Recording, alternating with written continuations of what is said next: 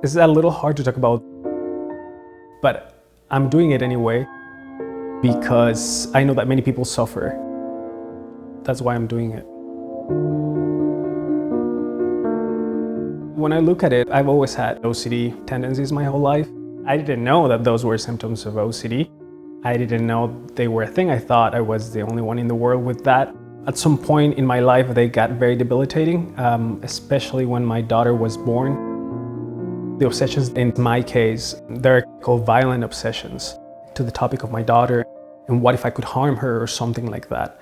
And kind of started avoiding her. I didn't want to be in the same room with her. I didn't want to be alone with her. I didn't want to interact with her, which was very painful because I love her. I love her very much. So that started to create a lot of depression in my life. I went online during that time. I was like, I'm gonna seek help. And I found someone who supposedly treated OCD. So I went to see her and she officially diagnosed me with OCD. At some point, she said, there's this clinic called Rogers and they treat, they're experts in treating OCD and all of that. And when she originally said that, I said, no, there's no way I'm going to a place like that. You know, there's a lot of stigma about mental health clinics. And it took me another couple of weeks to finally accept and ask her to give me a reference and to refer me to Rogers. I called Rogers Behavioral Health. And I got admitted into the outpatient program. It was the very first day that I got there that I realized that this was something completely different than, you know, every single therapist I had been with. That's when I realized that I was in the right place. For the first time, I felt kind of understood, and that also played a big part in my recovery, I think. I remember thinking, I don't know how, but I know I'm gonna get better. And even though, you know, I was still suffering a lot, there was like a little ray of hope. Oh, we're doing this? It kind of propelled me to start my own journey of recovery.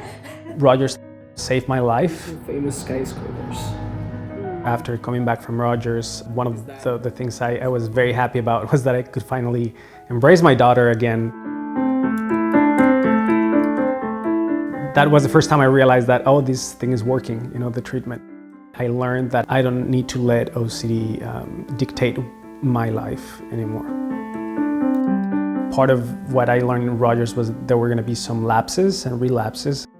The end point of the treatment is not to get rid of the symptoms, but kind of develop a new relationship with the symptoms.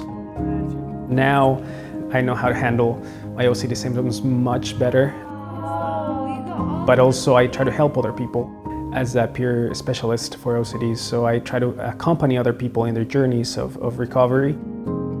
There's a lot of stigma. There's also a lack of resources in the Spanish-speaking world, and that definitely translates into a lot of suffering for a lot of people who can't access treatment.